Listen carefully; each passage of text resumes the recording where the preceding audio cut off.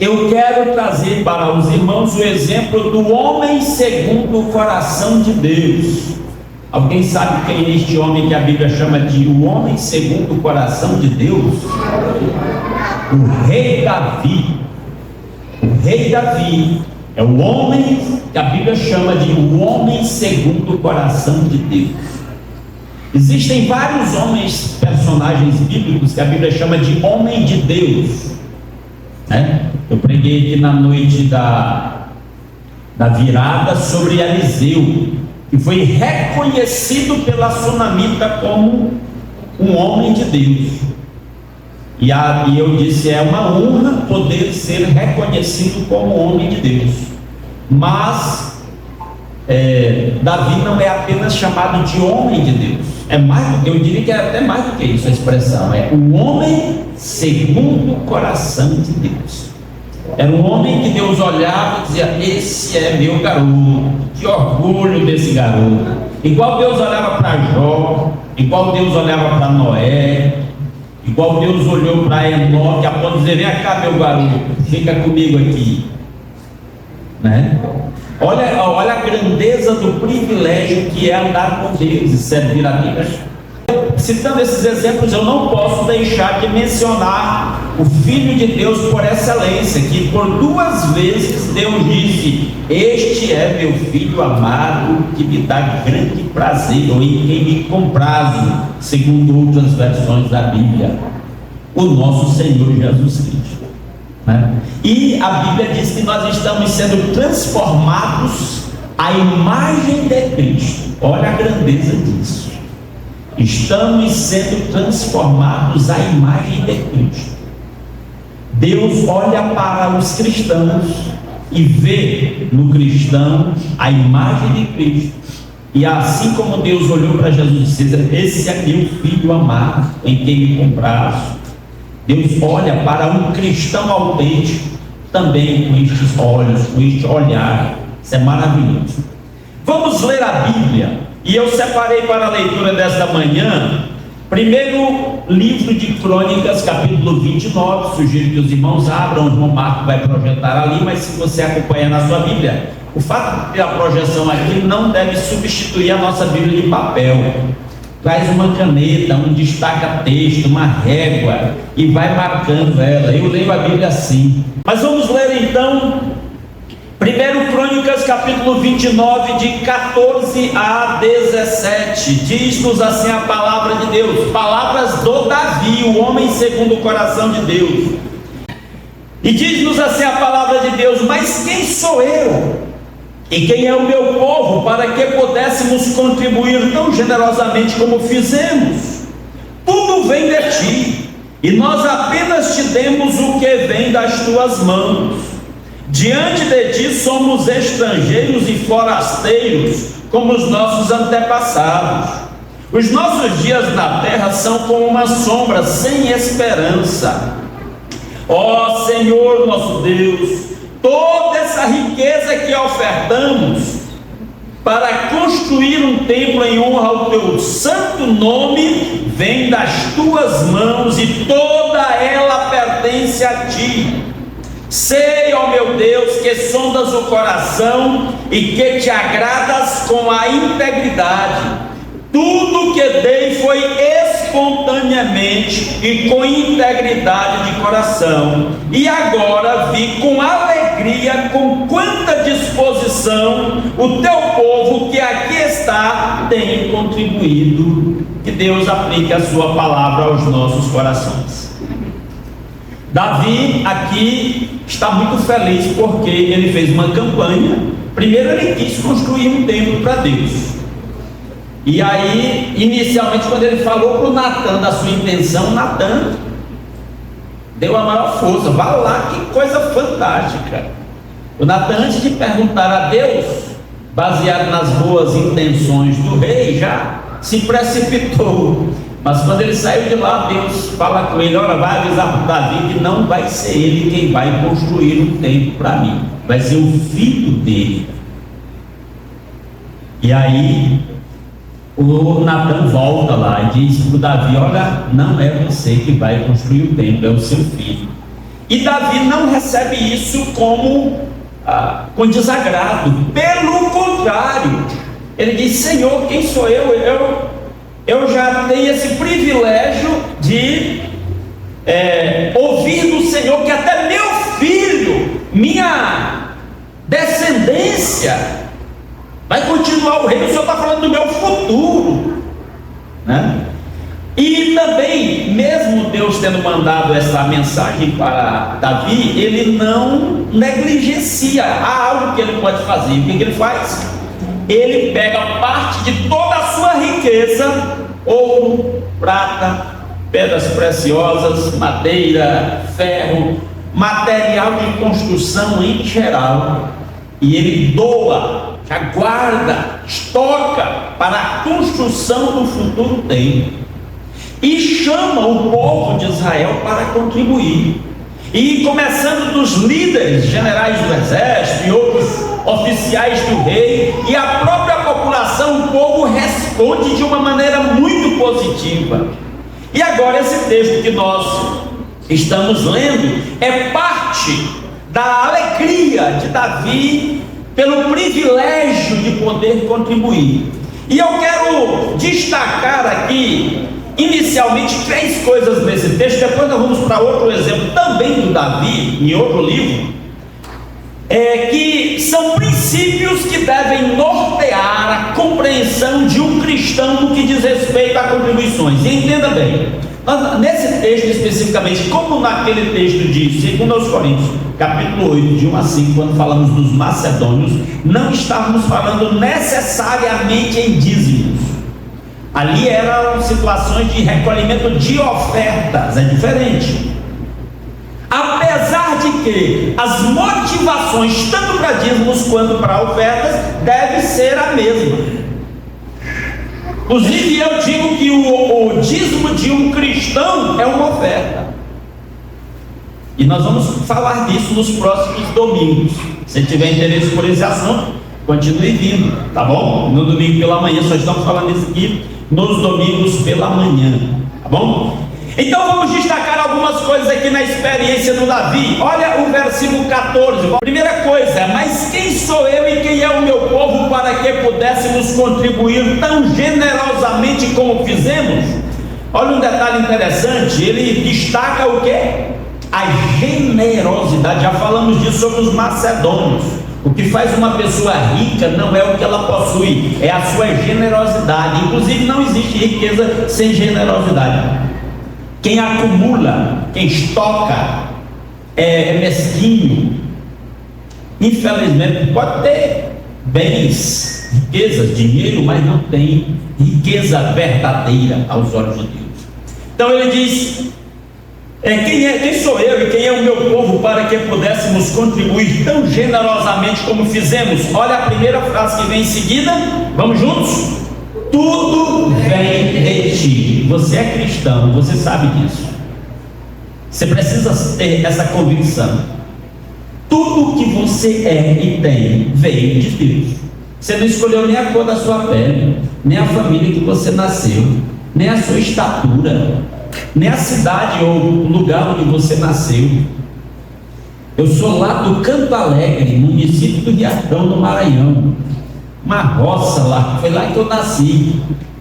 Não desprezo o lugar em que eu nasci, mas se eu humanamente tivesse escolhido, eu não teria escolhido lá, não sei, né? Então, nós não escolhemos nada, tudo foi Deus quem escolheu, e ele viu a percepção, o entendimento do Davi tudo vem de Deus. Você tem um emprego, você tem uma família, você tem uma carreira, você tem formação, foi Deus que te deu, tudo vem de Deus. É muito comum a gente ver carros adesivados, carros bonitos em geral, foi Deus que me deu. E um dia eu sorri que só o cara pôs uma Brasília bem velha, foi Deus que me deu, foi. A bicicleta foi Deus que lhe deu também, o andar a pé de busão foi Deus que lhe deu também, tudo foi de Deus. Não há nada que não venha de Deus. Tudo. O judeu, ele tinha uma compreensão muito para além de que muitos cristãos hoje têm. Tem gente que pensa que o que vem de Deus é só coisa boa, que é agradável para a gente. A Bíblia diz que a vida, a morte, a doença, a cura, o bem e o mal, tudo vem de Deus. Estou prometendo aqui há vários dias, eu vou ministrar uma palavra aqui sobre receba tudo como bênção, até a maldição. Porque quando nós recebemos até a maldição como bênção, Deus transforma a maldição em bênção para aquele que Ele ama. A Bíblia diz isso, mas não vou falar desse assunto hoje. Eu quero enfatizar essa palavra do Davi: tudo vem de ti.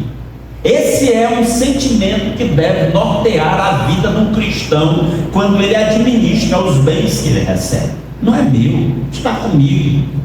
Tudo veio de Deus e é temporário, e quando eu for daqui não vou levar nada.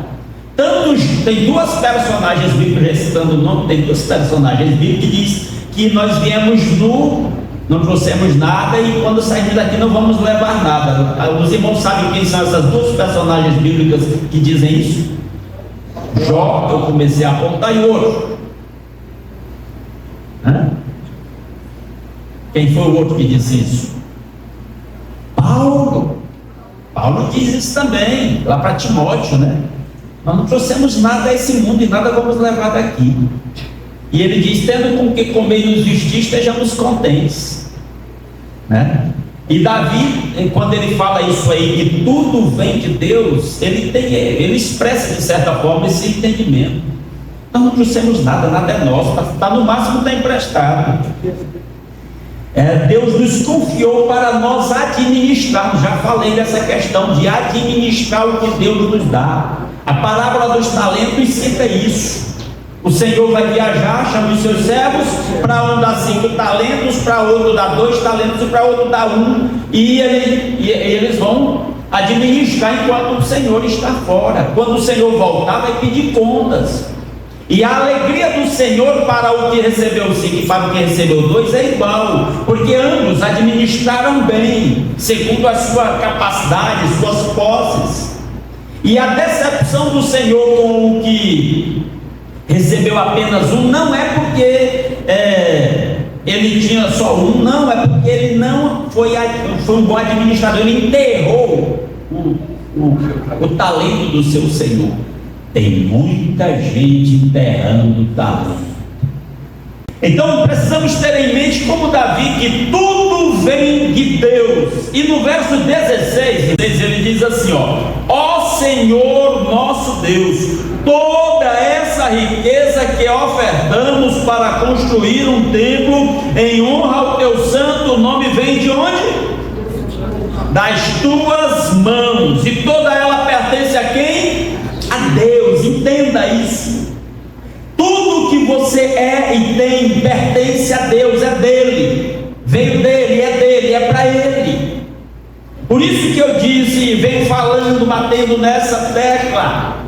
Muita gente acha que eu entreguei 10% de dízimo lá, minha vida está resolvida com Deus. Não está. A maneira, o que você faz com o que você fica, com a parte que você tem, é tão ou mais importante do que a parte que você entrega para o rei. Se você entregasse dízimos de 90% ou de 99%, o 1% que você ficou ainda contaria. E a maneira, a responsabilidade, a sabedoria, a generosidade com que você administra toda a sua vida financeira conta tanto quanto o que você entrega. Temos que ter isso em mente, porque tudo vem das mãos de Deus, tudo vem de Deus.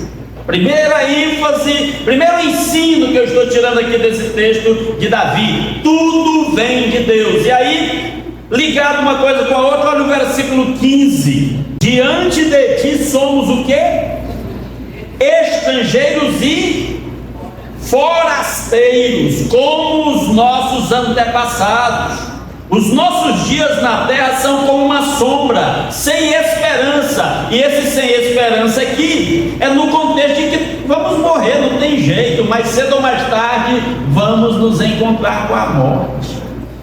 Muitas pessoas vivem neste mundo como se fosse viver aqui para sempre. Temos que entender, lembra, nunca esquecer disso. Nós estamos aqui de passagem, mas cedo ou mais tarde a vida vai passar para cada um de nós. Até quem vive uma vida longa, de 90 anos ou mais, ele diz: oh, que coisa! Diante da eternidade, alguém disse assim: a vida na terra, na melhor das hipóteses, é apenas um piscar de olhos entre duas eternidades. Pode ver que tem Matusalém, 969 anos. Diante da eternidade é um piscar de olhos. Então nós estamos aqui de passagem, e eu devo entender que o que Deus me confia é para ser administrado com responsabilidade, justamente por isso, porque vem dele, ele me prestou isso aqui. É para a glória dele, como diz o apóstolo Paulo em 1 Coríntios capítulo 10, me parece no verso 31, ele diz: quer comamos ou bebamos ou façamos qualquer outra coisa, façamos tudo para a glória de Deus, até administrar os recursos que Deus nos confia, deve ser para a sua glória. E aí uma pergunta para a gente pensar: eu estou sendo responsável, administrando bem o que Deus me deu para a sua glória? Deus está sendo glorificado com a maneira como eu administro os meus bens? Isaías 55, o profeta Isaías começa o capítulo 55, verso 1, fazendo umas perguntas retóricas. Ele diz: por que vocês gastam dinheiro naquilo que não é pão, e o fruto do vosso trabalho naquilo que não pode satisfazer? E ele vai dizer lá no Isaías 55: venham todos vocês que estão com sede, venham às águas, e vocês que não possuem dinheiro algum, venham e comprem e comam. Venham, comprem vinho e leite sem dinheiro e sem custo. O que é que esse versículo quer dizer? Que o que realmente é importante você não pode pagar e Deus te dá de graça. Esse versículo aí que vocês estão vendo, Isaías 55:1, o que realmente é importante, o que realmente tem valor eterno, você não pode pagar e Deus te dá de graça. Ele chama para vir a Ele e receber de graça. E aí ele questiona no versículo 2, que nós já lemos: por que gastar dinheiro naquilo que não é pão, e o seu trabalho árduo naquilo que não satisfaz? Escutem-me, comam o que é bom, e a alma de vocês se deliciará com a mais fina refeição. Ele está dizendo: me escuta, gente, e preste atenção no que você está fazendo com o que eu te dou, com a bênção com que eu te abençoo. Você percebe isso? Então o Davi, voltando lá para 1 Crônicas 29:15, ele reconhece que ele está aqui de passagem. E eu volto a enfatizar: todo autêntico cristão tem esse entendimento. Estamos aqui de passagem. Então devemos administrar aquilo que Deus nos confia com esse entendimento, não nos agarrar às coisas como se fôssemos viver aqui eternamente. E aí o Davi tem mais um detalhe interessante que eu quero chamar a atenção. Versículo 17 de 1 Crônicas 29:17, ele diz assim: sei, ó meu Deus, e eu espero que cada um dos meus irmãos também saibam, que sondas o coração e te agradas com a integridade. Você vê como a motivação por trás do que fazemos é tão importante, porque Deus sonda as nossas motivações, Ele conhece os nossos corações. O Davi sabia disso. Deus sabe quando o nosso coração é íntegro e realmente consagrado. Ele sabe. Nós podemos disfarçar muito bem uns para os outros. Há um ditado, eu não me lembro quem disse isso: você pode enganar todos, me parece que foi Abraão Lincoln, né?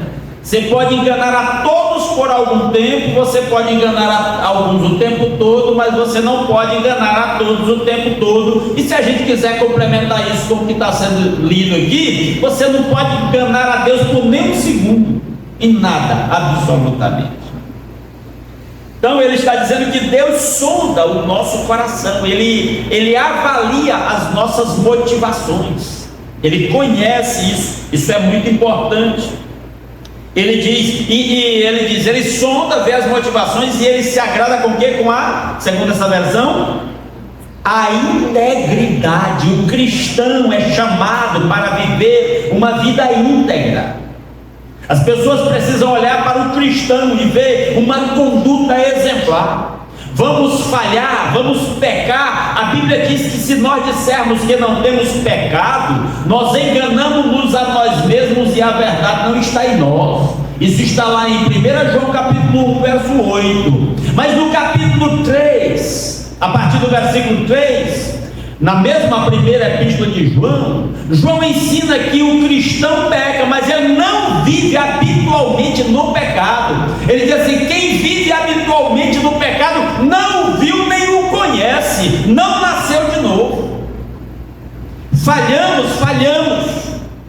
E quando falhamos, sofremos com o pecado, sofremos. O apóstolo Pedro ensina que quem sofre o pecado na carne já rompeu com o pecado. Em outras palavras, quem gosta de pecar e pessoas que se gabam com o pecado é porque nunca se converteram de verdade. O cristão é uma maneira muito boa de saber se você é um autêntico cristão. Quando você peca, você sofre. O pecado se torna um fardo dos teus ombros. Então, o cristão é uma boa maneira. Eu sempre pergunto assim: pessoas não cristãs pecam. E cristãos pecam. Então qual é a diferença? A diferença é que o não cristão, ele peca e acha bom e se gaba. Eu faço, eu apronto, eu sou eu mesmo, e pronto, o importante é ser feliz e blá blá blá. O cristão não. O cristão, quando ele peca, ele fica arrasado, ele fica doente. Quando Davi se arrependeu, ele ora no Salmo 51: torna a dar-me a alegria da tua salvação. O cara está em pecado e acha que é a coisa mais natural do mundo. Então, não. O Espírito Santo não mora nesse corpo, porque quando o Espírito Santo mora nesse corpo, o pecado arrasa com o cristão. Então Deus sonda o nosso coração e Ele se agrada da nossa integridade. Integridade aqui pode ser sinônimo de um desejo firme, um propósito firme de andar com Deus, de agradar a Deus. E mais uma coisinha no versículo 17 aqui, antes de terminar: sei, ó meu Deus, que sondas o coração e te agradas com a integridade. Olha o final do verso: tudo que dei foi espontaneamente e com integridade de coração, e agora vi com alegria, com quanta disposição o teu povo que aqui está tem contribuído. Espontaneidade e alegria foi o que motivou aquele povo e que muito alegrou o coração do Davi. Muitas pessoas criticam a igreja cristã atual porque recebe dízimos, e infelizmente algumas igrejas pregam dízimos como se fosse um mandamento, é uma obrigação. E aí coloca o cristão debaixo da lei de Moisés.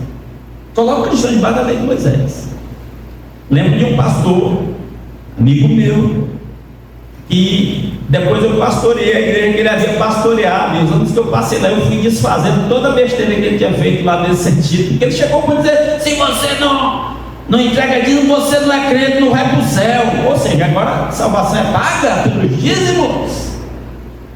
E aí eu tive que desfazer todo aquele negócio lá.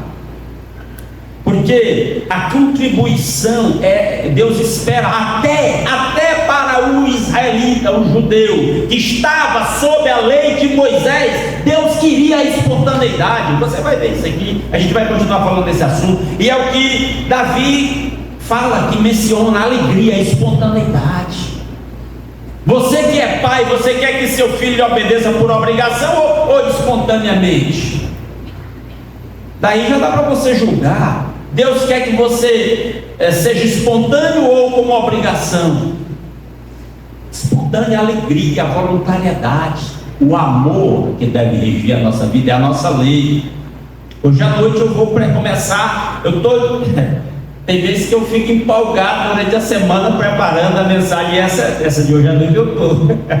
Eu vou pregar sobre Mateus capítulo 5, de 1 a 12, as bem-aventuranças, que são as leis do reino. Esse assunto das leis do reino, aqui nesse texto, Mateus capítulo 5, capítulo 5, 6 e 7, são os capítulos que a gente vai ler na sequência agora. Terminamos o capítulo 4. E como aquela leitura é fantástica, tem tudo a ver com o que nós estamos dizendo aqui. Jesus vai dizer diversas vezes lá assim: você ouviu o que foi dito, não adulterarás, eu porém vos digo. Oh, Jesusão que eu amo, quando ele diz isso. Vocês ouviram o que foi dito? Pois eu estou dizendo, é assim. Esse é o nosso Senhor Jesus. Nós vou pregar sobre isso aqui nos domingos à noite a partir de hoje. Venha, estou falando para lhe estimular a vir e receber essa liberdade, porque aquele povo lá não era livre, a lei era uma imposição, uma regra que pesava. Jesus critica os fariseus em Mateus capítulo 23, diz assim: vocês colocam fardos pesados nos ombros das pessoas e vocês não tocam nem com o dedo nesse fardo. E esse assunto ainda continua hoje, lamentavelmente, em muitas igrejas, onde o evangelho se torna um fardo. Eu preguei aqui, até fiz um recorte, eu estava fazendo esse recorte ontem à noite, colocando lá no canal. Se você depender de eu lhe pressionar para vir para a igreja, para ler Bíblia, lhe constranger a dar dízimo, oferta, você não vai fazer nada disso, porque eu não vou lhe pressionar. Ou você encontra a motivação correta, ou o Espírito Santo te impulsiona, ou então não vai acontecer. E aí, para terminar, eu quero dar um pulo com os irmãos. Volta na sua Bíblia, segundo o livro de Samuel, capítulo 24, versículo 24. E aqui é outra situação também. Deus mandou um castigo sobre o povo de Israel, porque Davi havia mandado fazer um recenseamento e contar do povo. Aí veio, Deus mandou através do seu profeta dizer para Davi: você escolhe o que você quer, se você quer 3 dias de praga, se você quer 3 meses de guerra, ou 3 anos de fome, alguma coisa assim. Eram 3 escolhas, né? E aí Davi disse que nós caíamos na mão de Deus, mas jamais na mão dos homens, porque Deus grande são as misericórdias do Senhor. Aí Deus manda 3 dias de praga sobre o povo de Israel, e o anjo vai matando gente para todo lado. E aí quando o anjo chega na eira de Araúna, Deus para com aquele castigo todo e manda o profeta avisar Davi para ele ir lá na eira do Araúna, era onde o Araúna debulhava o trigo da colheita dele, lá naquele local. E aí o anjo disse para Davi: vá lá e faça um altar e ofereça um sacrifício lá para mim. Olha o que aconteceu. Segundo Samuel 24, 24, Davi chega, o Araúna, quando o Araúna pergunta: o que o senhor vai fazer aqui? Ele disse: eu vim fazer um altar aqui que Deus mandou para cessar essa praga toda aqui. E o Araúna imediatamente quer fazer uma média com o rei: fique sossegado, eu dou tudo o que precisar para o holocausto aqui, vou dar os bois, vou dar a lenha, está tudo aqui, não vai faltar nada. A maioria de nós nessas circunstâncias diria: oh, bênção, né? O Davi não disse isso não. Olha o que o Davi diz: mas o rei respondeu a Araúna: não, categórico. Essa Bíblia aí também tem um acento circunflexo lá, né? Aliás, um ponto de exclamação, que é circunflexo. Professora de português, não tirem minha nota, por favor. É ponto de exclamação. Não, é ênfase. Faço questão de pagar o preço justo. É o Davizão, homem segundo o coração de Deus. Por quê? Não oferecerei ao Senhor, o meu Deus, holocaustos que não me custem nada. Deus não quer nossas sobras. Quando algo é importante, nós damos o melhor. É ou não é? É isso que o Davi está dizendo. Eu não vou oferecer a Deus qualquer coisa que não me custe nada. Eu quero fazer algo que tem preço, que me custe alguma coisa. Davi, o Araúna, chega todo empolgado, fazer uma média com o rei. Está aqui, rei, ó, não vai faltar nada. Está tudo aqui para o senhor fazer seu sacrifício. O rei diz o quê? Não, um grande não. Não vou dar ao meu Deus holocaustos que não me custem nada. Não vou dar ao meu Deus as sobras. Um cristão autêntico, verdadeiro, comprometido com Deus, que reconhece que tudo vem de Deus, que ele está aqui, que é passageiro, forasteiro nesse mundo, que nada lhe pertence, que não vai levar nada daqui, que tudo vem de Deus. Essa é a postura. Eu quero o melhor para o meu Deus. Isso vale para todas as áreas da nossa vida, para o nosso culto. O seu culto tem que ser o melhor, com todo o seu coração, com toda a sua alma, com todas as suas forças.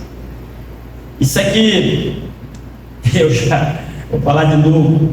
Pessoal, o negócio, amar a Deus sobre todas as coisas. A Bíblia não tem esta expressão, e isso tira a profundidade e a beleza da palavra de Deus.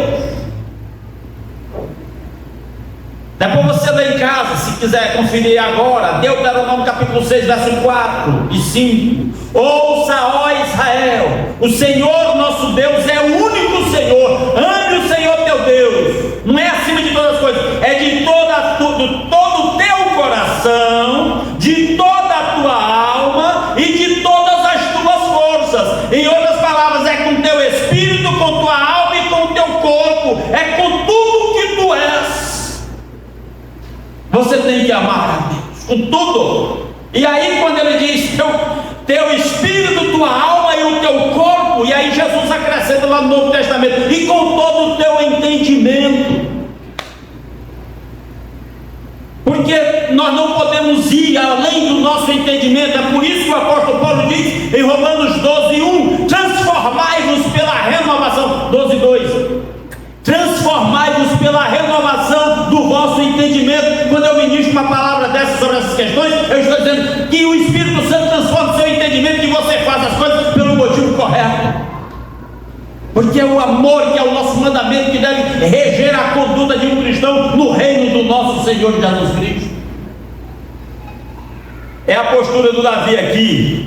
Faço questão de pagar o preço justo. Não oferecerei ao Senhor, o meu Deus, holocaustos que não me custem nada. E comprou a eira e os bois por 50 peças de prata. Não foi pouco dinheiro, não. Aqui tem uma nota de rodapé que diz 50 ciclos. Um ciclo equivalia a 12 gramas. Os bons de cálculo aí parece que vai dar 600 gramas.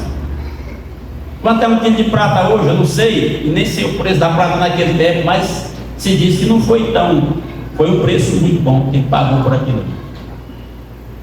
Então, que nossa motivação, as nossas motivações sejam as motivações de homens segundo o coração de Deus, ou de mulheres segundo o coração de Deus, que amam o seu Deus, que amam a causa de Deus, o reino de Deus. Que esses sejam os nossos motivos.